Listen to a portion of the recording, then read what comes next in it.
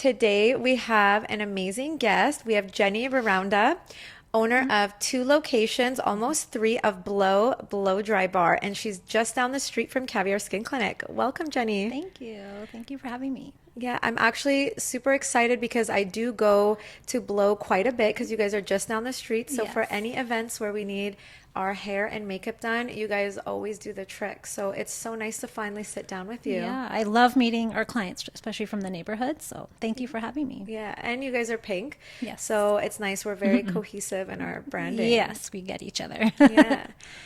So you are the owner of two locations, almost three. Yeah. So let's talk about how you even got into the hair industry and Yeah. also the franchisee industry. So what was your story that got you started in that? Well, I come from a background of business owners, and it was just always in my blood.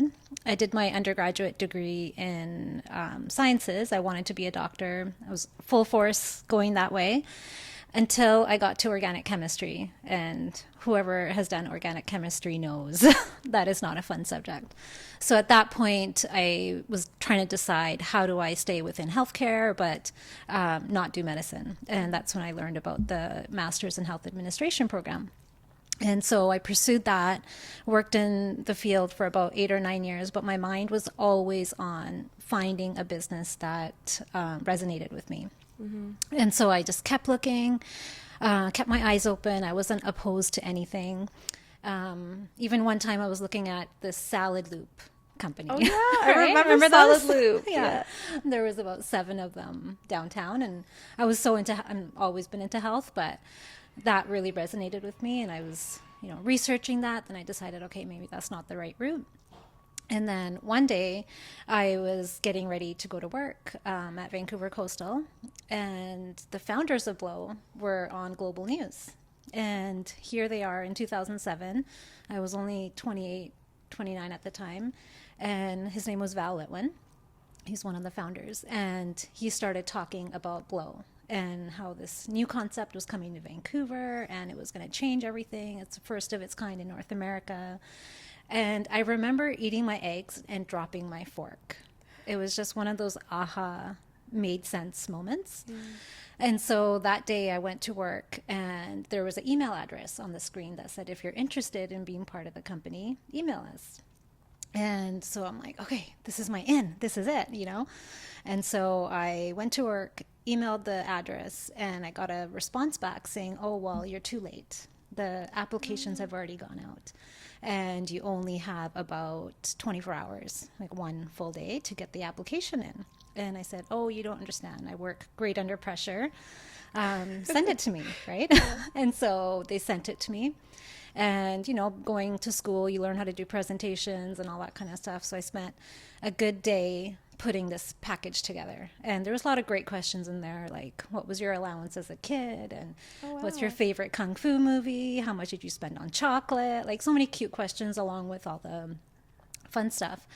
And so anyways, I made this beautiful presentation, found the font, found the colors, bound it, laminated it, and got all the chocolate and the Kung Fu movie, went to Blockbuster. It was still around back then.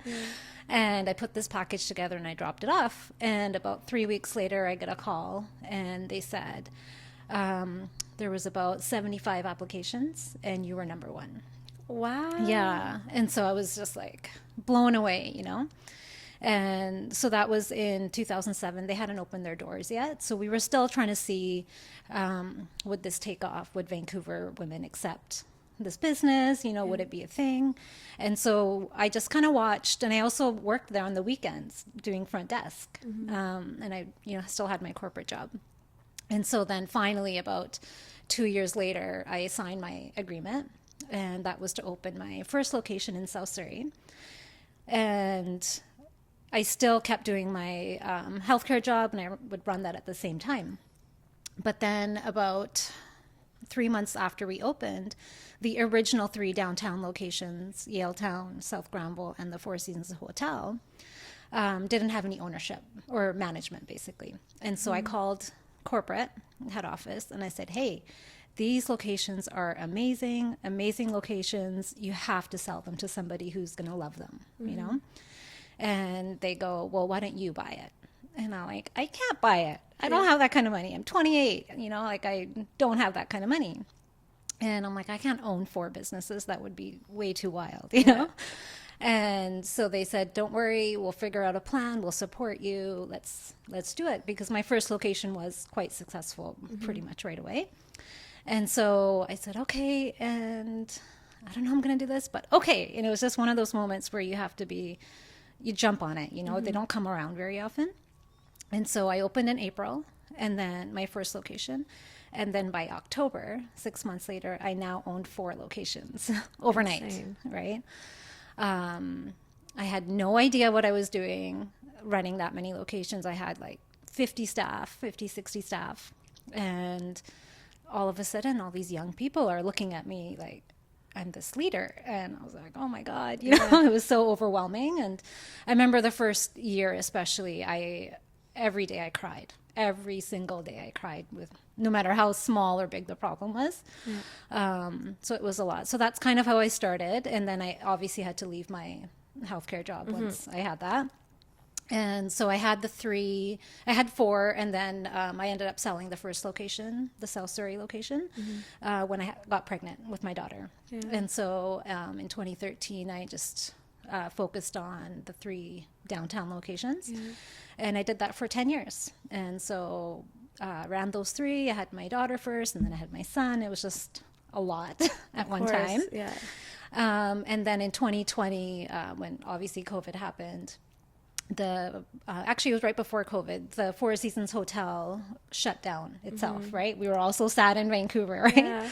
And so it shut down. And because we were in the lobby, we also had to close our doors, which was really sad. And it was like, we were scared, you know, we spent 10 years running this Four Seasons location, and what do we do with all our guests that we built up, you know? But by the time we reopened after COVID, we saw this huge influx of our guests from Four Seasons, basically flooding the other 2 bars. And it was just like 180 that happened with my business in 2020. So so I've been running the 2 for the last 4 years, and now I will be opening a 3rd. I don't know, number 5 or number 3, right? So we'll be opening that in Lower Lonsdale in North Vancouver in maybe 2-3 weeks. So Oh, beautiful. This is wild. I know. You went from like, okay, I should go to school to be a doctor, and then I know I need to open a business, and then literally a whirlwind in just a few months. And here you are, a leader of 4 locations, leading a huge team of over 50 staff. This is wild. Most people are like overwhelmed to run one location of anything. And so this is a huge jump. You literally just jumped right into it. No, I guess I like scary things. I don't know. Yeah.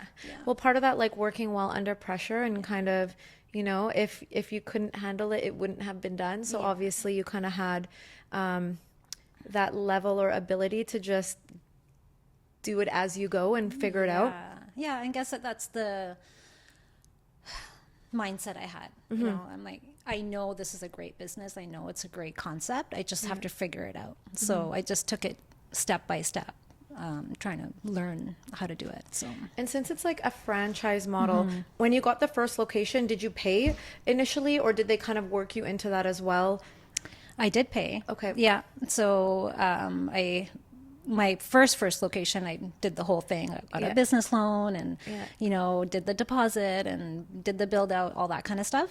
And then with the 3 I purchased after, I just had a deposit that went in, and then I paid off the rest over time. Okay, nice. That's very like handy to get in, because it can be very overwhelming having like debt, even though you're acquiring like good debt that can, you know, generate revenue later, but it can be still scary because you're like, oh my God, I have to pay people back. Oh my God. It wasn't even that. Like, it was so scary knowing how much I had to pay back, even though I had 4 locations. You know, it doesn't matter. It just, there's still so much on your shoulders. Right? For sure. And it's just a big jump to go from not having that to, and then the livelihood of all your staff that need to make a living and get paid on time and generate that. So given that you were like in its early stages, but it is a franchise, did you have the whole franchise training where they fly you somewhere, teach you everything you need to know, or how did the learning curve come? So when I got in, I was the very first franchisee to get into the system, and there were actually no system set up, and I had to figure it out on my own. Head office was very small. There was probably 3 people in head office, so they didn't have a whole corporate team like how they have now. They have operations directors, they have VPs and finance people. Back then it was just 3 people, and I had no one to really go to. Obviously, if I needed to cry about something, I would call somebody. Yeah.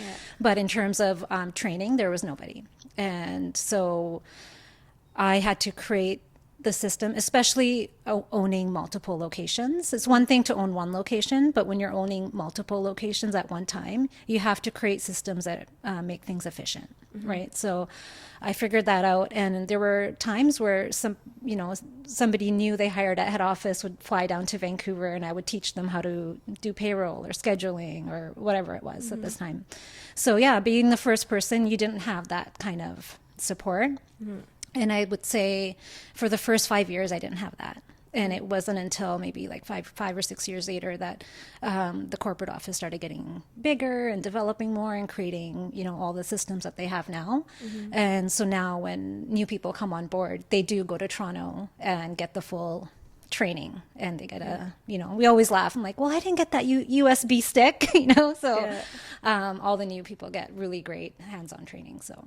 Yeah, and then did you have any mentors along the way, read any books or take additional courses on business to kind of figure this out? Or you just kind of as staff members like, hey, I have this question, you would be like, okay, this is the protocol, and kind of just tackle it with each I just team? tackled it at each problem that came. Yeah. I didn't even know how to do payroll properly. I didn't know how to do even submitting GST. Like, who knew about that? You know, like when you're so new in business. You just figure it out. I did take a course in the very beginning. It was with Forum for Women Entrepreneurs. You've probably heard that here. Yes. It was an E-series program, but I guess I felt like I didn't have enough experience in the business to even ask the right questions to get the most out of it, because it was in the first 3-4 months, right? But now we have our annual meetings with all the different owners since 2018. Yeah. And so every year we go to a different city and learn best practices from each other. And so, that's kind of like your ongoing training and education that you receive. But then even on my own, I try to do different courses or listen to podcasts and all that kind of stuff. So Of course, and that's amazing. So you must do a lot of speaking, being one of the OGs that helped create lots of systems. And so what advice do you give to like a new, franchisee owner that's trying to figure out to get their store successful, their Blow Dry Bar location? What kind of advice do you give them when they're setting up and starting out? I always say focus on the quality of your blowout, quality of your service, and the experience that you're giving your guest. There's only so much advertising you can put in print or online. Getting your hair done is such a subjective experience. So when you make a woman feel great, make her feel confident, they're going to go out and tell their 10 best friends, right?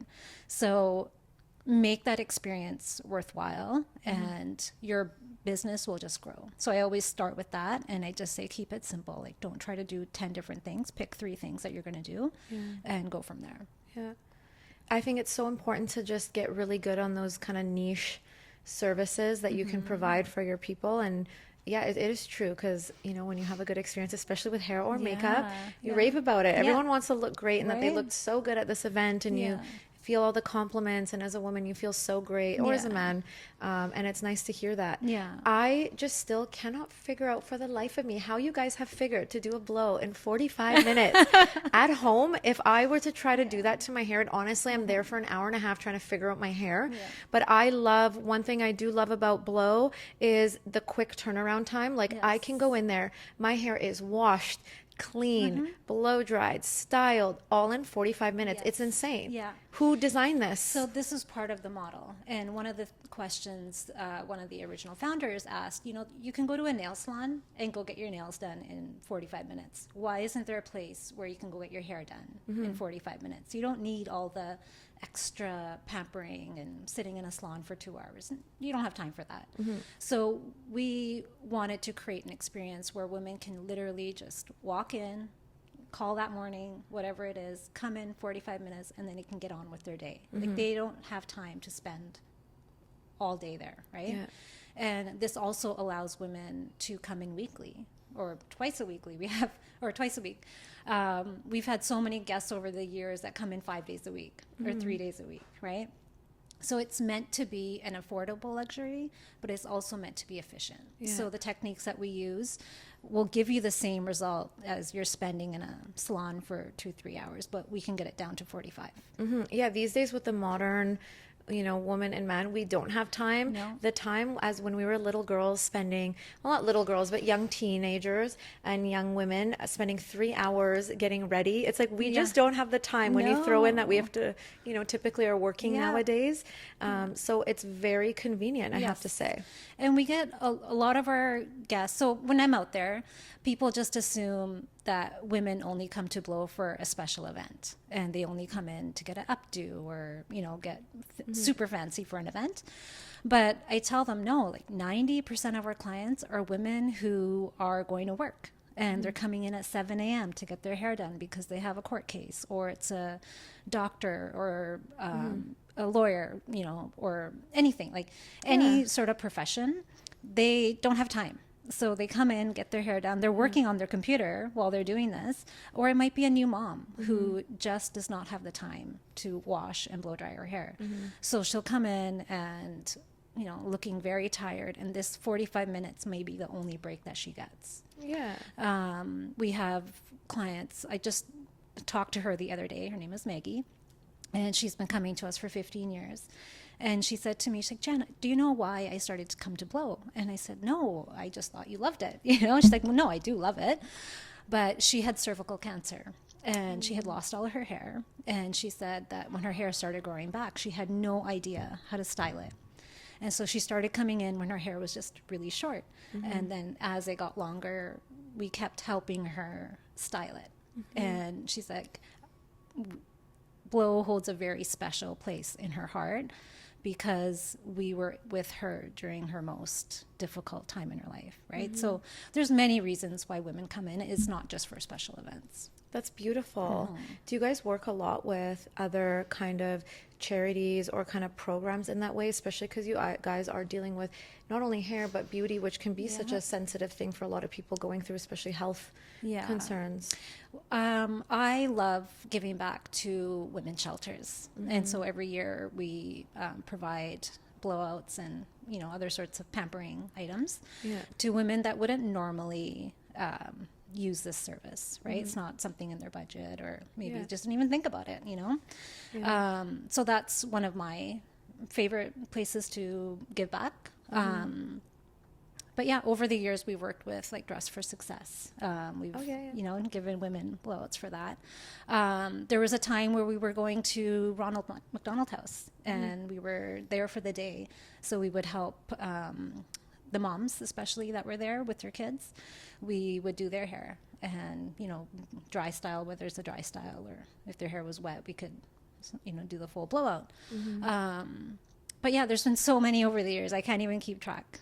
Yeah. So are you a hairstylist? Did you ever end up taking courses in doing hair at Blo in case something, you need to fill in or an emergency happens? Because it sounds like from school to healthcare industry to owning a hairdresser business. How did you get the knowledge about hair and hairstyling? And so this is probably the number one thing my team laughs about with me. We make such crazy jokes about it. So I still don't know how to do hair to this day, and it's such a bad thing to admit. But I just loved the whole idea. I've always taken care of myself, physically and all that. But yeah, learning how to use a flat iron and curling iron, I'm like, oh my God, that is so hard. I can't do that, So yeah, people do assume that I know how, but I'm good with the business side of things, and I leave the hair to the professionals. Yeah, and I think it's great because, again, we can't do everything or be good at everything, but this has almost forced you into, the art of delegation and hiring a good team. Do you do the hiring yourself? Does the company do it now? No, so I'm still very involved every day. I have a great management team that helps me with all the different aspects of the business. So yeah, Helen is my district manager. I talk about her. I love her, but she takes care of a lot of the interviews and the training. They have a couple of other educators that do a lot of the training. But for me, you know, I go through every resume that comes in. I shortlist everyone. I'll call them, and you know, then we'll slide it on to the next person. And then yeah, I do the orientations, and I make sure that I know everyone that's coming on my team for sure. And what's like the training process? So say I'm a hairdresser, I've gone to hairdressing school, I want to work for Blow, I apply, I get in. What is my like training process? Do I have to forget kind of what I've learned Yes. or yeah? We always laugh about that because there'll be stylists that come in. They're like, well, that's not how I learned it at school. And we're like, forget school. Yeah. What you learned did not help you. We're going to do it this way. And that goes back to our skills or techniques that we have to make it a 45-minute appointment, right? And so, yeah, so when somebody applies, they come in and we ask them to do basically a practical interview. They'll bring a model with them and they'll show us their best blowout and they'll show us their best flat iron curl and their beach wave, you know, the three most popular styles. And we try to keep people bring people on the team that are already quite skilled. Maybe they just need a little tweak here and there, and, you know. But if we don't really do it anymore, but if they need more extensive training, we do it during our slower seasons. But now that we're busy pretty much year round, we try to just bring people on that are already there. And how long is the training process that you have? It's just so different. Yeah, depends on the person. It just totally depends on the person. Like somebody might be great at updos and blowouts, but maybe they're not so comfortable with a flat iron curl. So then we'll spend a day or two on that. Or it might be something opposite. Maybe they're very comfortable with dry styles and flat iron curls, but their blowouts aren't as strong, right? So it just totally depends. Yeah. And what happens, because you had the location in Four Seasons that closed, what happens to that? Is that just a loss, like your money and renos, so devastating. everything? Yeah. Like, how does that work? I remember, yeah. So basically that's what happened. Everything I put into that location, I just had to shut the doors one day and walk away from my desk and my stations. I tried to, you know, sell or give away a lot of the stuff, but I mean, I got like brand new glass counters at one point, and I had to just walk away from all of that. Yeah. Oh, that must have been really hard. Very hard. Yeah. They even threw my phone away, you know? Yeah. It's a shame. Like, I don't think anything has even opened up there. No. It's just kind of closed off, wasted space. It is, yeah. Yeah. We need something back there again. No, it was good. I like the distance right now. So our North Van location that's opening up in a few weeks, I think it's a good enough distance away from the other two, and it's catering to a whole population right now that I've been told that find it difficult to get downtown. Yep. So I feel like that's going to be a very good area. And are you going to be very hands-on with that, or are you going to bring some managers and senior people over? I will be very hands-on. I'm always very hands-on, but I do bring experienced staff over. My educators, actually both my educators from Yaletown and South Granville, will be going there to manage. So I have a very strong starting team over there, and that's part of why I feel really comfortable and happy. Starting from scratch, bringing a brand new team in, I just didn't want to go that route because I want to be able to give my clients a very good experience right off the bat. So yeah, we have about 4 of our staff members going from downtown, and then we're looking to bring on maybe another couple. So yeah. Oh, that's going to be such an exciting transition and a new area to kind of dominate and take over. It's like having another baby. You know? And then what is like your typical work day? Because you're very involved. So what does a typical work day look for you, for all our, you know, entrepreneurs that have businesses but aren't actually doing the services themselves? Right. So I always start off my day with a workout. I won't do anything without my workout. But, you know, even getting up or going to the gym or the 10 minutes I have before, I always check our schedule, make sure our bookings look good. You know, do we need to bring anyone else in terms of staffing, adjust schedules, that kind of thing. So I try to do that at the beginning of the day. And then throughout the day, it just really depends on what needs to be done, whether it's work from home day, like bookkeeping, or managing some of our marketing, online marketing stuff. Meetings, I tend to have, you know, meetings with different people for various reasons. And then, yeah, working with Helen, she manages a lot of the scheduling and the payroll and day-to-day operations kind of thing. I'm very like in touch, like communication wise, with my management team all day long. Like we have a WhatsApp group, so all day, you know, we're asking questions or making sure that the books look good. Do we need to do anything? What about inventory? Do we need to change anything for the weekend? It's just, Blo is such a fast moving business, and there's just so much going on. We're catering to like hundreds of clients every week, and so you have to be on top of all the different operational stuff all day. For sure. It sounds like you have a good flow of everything. Yeah, it just feels second nature to me now. Yeah. You know, like I don't stress anymore. Like it just feels really natural to me. So. You found your groove. Yeah. Okay, what would you tell your younger self if you could go back and give them some piece of advice?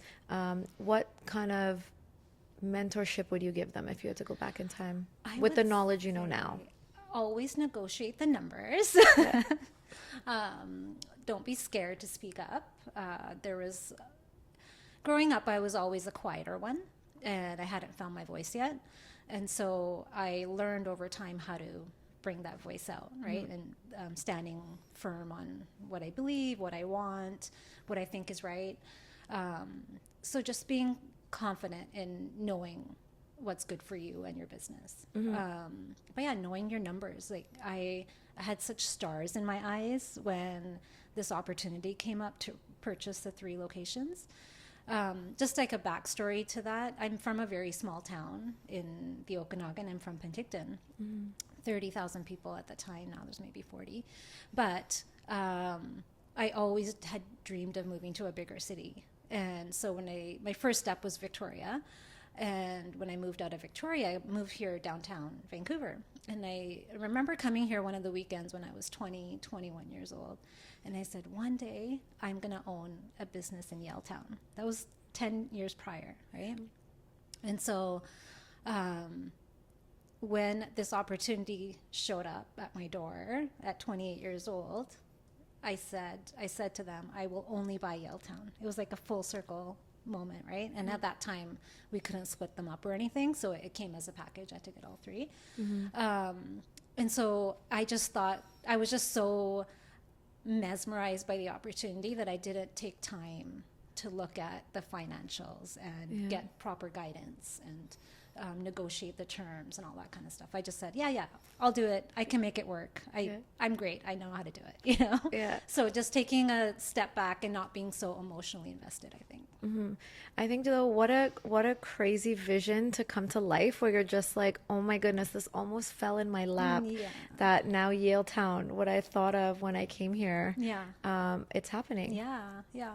And you know, like one of the other things is being the first owner in the system and not having everything figured out. I struggled for 10 years. It wasn't like a walk in the park as soon as I owned it. It was a huge struggle, you know. So many times I thought I was going to go bankrupt. So many times, like people would see me and they're like, oh, she owns Blo, like she must be, you know, like it's so successful, blah, blah, blah. But they had no idea like how much I was struggling. And it wasn't until, you know, over time you learn how to lead better. You learn how to manage better.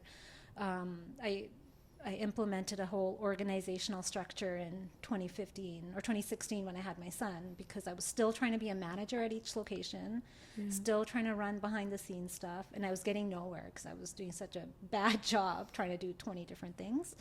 And so when I did the whole delegating of tasks and creating the structure, that's when I started seeing my business grow, because now you're focusing on like higher level stuff, right? And I think I don't know what the exact rankings were back then, but I'm pretty sure we weren't that great. You know, like it was such a struggle.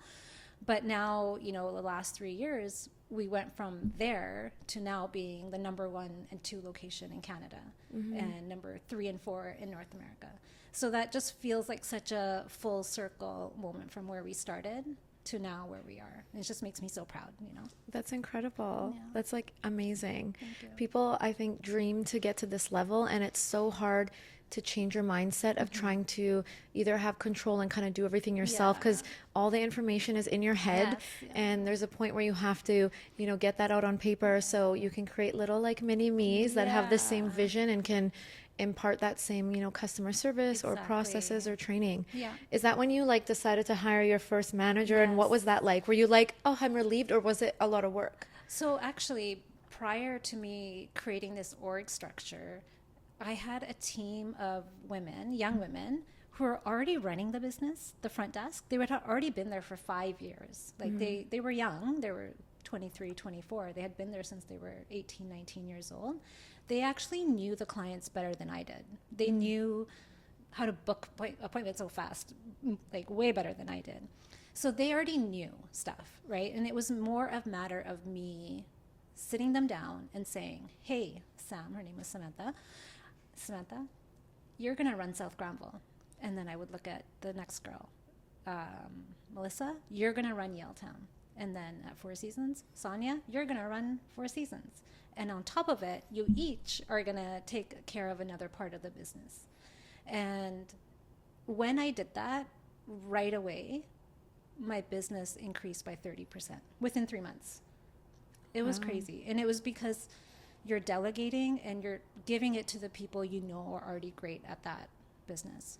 So it wasn't actually until I had my second baby that I got a district manager, because I was still so involved with just one. And so it wasn't until the second where I knew I needed to take a even further step back so I can, you know, raise my baby and stuff. So that's when I promoted actually within my first district manager, Kara. And she just the sweetest girl. She's still part of the company today. She had such a big heart and she wanted it to succeed. So people followed and people really respected her word and everything she said. So I tried to bring somebody on that resembled how I like to do things, not just somebody totally different. You know, I tried that one time and it was such a failure.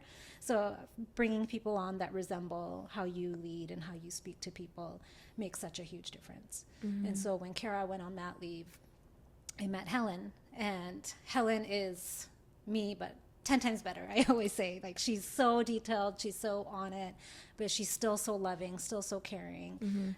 She's got great boundaries, and, you know, she loves this business. And that's what you want. You want people who love the business as much as you do. And do other hairdressers, like, what do they think of Blo? Because, you know, when everybody comes from a certain perspective, like, oh, I'm an expert in doing it this way, and they don't do it the right way, or that's a different technique than I do. How do you find it, like, within the industry? Do you interact with a lot of people in... I feel like because we were such a brand new concept that it was hard for salons to accept us, right? We would constantly send clients to them to get a cut or color or, you know, root cover, whatever it was. But they were reluctant to send clients to us. But it took time, you know, a good amount of time for them to understand. We're not here to step on your toes. We're here as a complimentary service. Because in a full service salon, it's more lucrative for them to have a cut color client in their chair rather than having a blow dry client in their chair, right? And so we were there to fill that gap. That's all it was. And I think over time they did realize that. Then in terms of stylists, I think the whole idea of being a session stylist or an event stylist has really evolved over the last 10 years, especially since, you know, Instagram and social media. Prior to then, I don't think it got the recognition that it deserved.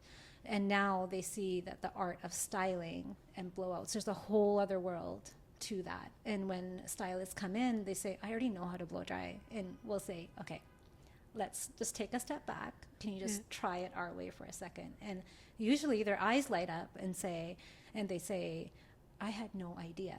I had no idea that this is the kind of work it takes, you know? So it's nice. It's nice to interact and share. Yeah, and break some of those boundaries. I feel like when you're trained a certain way or like in a certain schooling, it's kind of, schools are slower to change or get with modern times. Like makeup is the same. I remember I used to never like getting my makeup done at like a makeup boutique, but there would be some girls that were kind of like self-taught through YouTube, and I would Yes. love it because they knew how to contour. Yeah. They would make my nose look like a nose job and just all Yes. cute. Yeah. And they didn't teach that at the time because Yes. it's slower to get into the educational systems. So I think it just coming with that modern kind of, you got to forget and just be open to seeing new ways is a really cool thing that puts you guys at the forefront. Yes. And you guys are still at the forefront. I don't know anyone else that is trying to do something similar. I'm sure it is coming, or it's there in pockets, but the technique, the brand, the way of doing things is so strong that it's definitely positioned itself like very strongly on its own. You know, when we have such a young team, so they're on top of the trends, and they're always implementing those trends. Like, for example, I only ever used to get a classic round brush blowout. I'm like, nope, that's all I want. That's all that looks good on me. Yeah. And then one day, one of the young girls, it was actually Chansey, and she said, Jen, we're going to do a beach wave on you. And I'm like, no, we're not. Like, that is not my style whatsoever.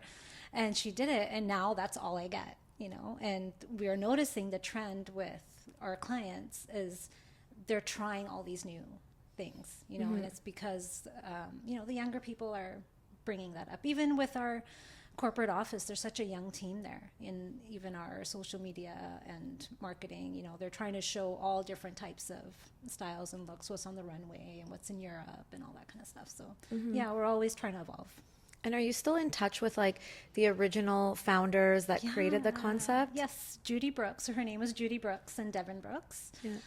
Judy is still a client, and she comes in every now and then. She doesn't live in the city anymore, so whenever she is in the city doing an speaking engagement or an event, she always still comes in. Is she still involved with the company? Not anymore. No. So she had left back then, but she has been part of so many other amazing companies that we all know really well in Vancouver. Yeah. She's mentored a lot of other women, and you know, just like some of these brands have blown up. I don't want to say the names, but they're major brands that we all know of. So they must be so happy to just see like how it's taken off since. I mean, it was their baby, right? Yeah. They sold it when it was only 3 locations, like Yaletown, South Granville, and Four Seasons. So now that there's 120, I'm sure they're so proud of that. And were they originally like hairstylists and in the hair industry? No. Wow, this is insane. A lot of the people that have, you know, been on the show so far, they're service providers or like product, or they've created a product and they're very much in it. But it's nice to kind of see from a perspective, because a lot of people want to get into business, but they're like, it's very overwhelming to think of a name that's not taken yet. Think of, you know, what does my brand want to look like? And there's so much that goes into the even initial stages before even having a business that can be very overwhelming for people, and I think causes a lot of people like the analysis paralysis, and they're just like, I know I want a business, but this seems like so much work and so hard. So it's nice when there is at least a concept or kind of method or something that they've seen that works, that, you know, a franchisee owner or location owner can kind of build and grow off of that. I think it is the hardest part. I remember when I was in my 20s, I was trying to start my own business, and I mean, I came up with the brand name Just Peachy. Oh my God, I still have the logo. It's so cute. But it is hard. Like, how do you start and how do you get going? So I'm always really impressed and just like in awe of women that do start all these other independent businesses and how they evolve and grow and make the brand so beautiful and successful. But yeah, it's just, you have to find what resonates with you. Have you ever like thought like, oh, I wish I created my own thing or my own branding, or now that I'm in it, I kind of have this other vision that I had, but it never turned into anything, or like the Just Peachy? Have you ever kind of had the thought like, oh, I wish I kind of like tried it my own? No. No. I loved the Blo brand from the day I saw it. I loved the cheekiness of it, the edginess. You know, we've toned it down a little bit over the years, but it was so cheeky and just made so much sense. It was such a simple idea. And, you know, I've seen other places in Vancouver that have tried to recreate the Blo concept within their own world. And there's always just something slightly not there, right? And I'm sure they're doing great, but I think Vancouver women, or even men, they just know the Blo brand is so strong from the get-go, right? They did such a great job on launching it. And so I just think it's very hard to copy and recreate. So I've been happy here. I've never thought about it. Yeah. I mean, my dad tells me all the time, why can't you just do this on your own? I'm like, no, Dad, I don't want to. I'm really happy, you know? Why do it if it's working Yeah, it's and you've working. mastered it over the Yeah. years? So it's really your baby, and you are an OG in the blow industry. So funny, at the conferences, they call me the veteran. And I'm like, you guys, I am not old. Don't call me a veteran. Yeah, you're like, I'll take OG over Yeah, veteran. yeah. Let's talk a little bit about the products. Sure. Do you have any kind of impact in like the design process or what products come in? Or is that kind of incorporate, they formulate ideas and introduce them to you? How does that work in the brand that's So growing? corporate's really great about listening to us about the things that we want to bring in. So if we're noticing that there's a trend for like there's hair tinsel, you've seen women wear that. Yeah. So somebody wants to bring that on board, they'll pilot it with a bunch of locations, and then if it's successful, they'll launch it. Makeup, we actually launched that in 2015. We had so many guests asking us, you know, where should I go for makeup? And we would send them to MAC or the Bay, or, you know, Sephora wasn't around back then, but we would send them to all these places. I'm like, wait a minute, I have 3 makeup artists on my team. Why can't we just do it, you know? And so we actually piloted that, and it was so successful right away. It was just a one-stop shop for women. And so we brought that to corporate's attention, and they're like, oh, wow, that sounds really great. Let's, you know, test it out on a bigger market. So that we tried a few different locations. And now it's huge. Like, makeup and blowouts just make sense, right? Yeah, most people want to walk. If you can walk into one place and walk out the best version of Right. you, Yeah. that saves you so much So time much than time. driving around. You feel like, is your hair going to get ruined? Yes, yeah. Trying to find another place for makeup, then parking, which we all know in No, Vancouver it's can be so stressful. difficult. Like, you just want to go to the event, like, calm and happy, right? Exactly. Yeah, so that was makeup. And then there was a time where Olaplex, the standalone treatments, deep conditioning treatments, they were only being offered in full service salons. And one of my team members, actually, Cassandra, if you're watching, she brought it to my attention, like, Jen, this is a really great, popular service. Let's launch it, right? So we, again, tested it out. It was popular. They tried it in a few other markets, and now it's a system-wide service.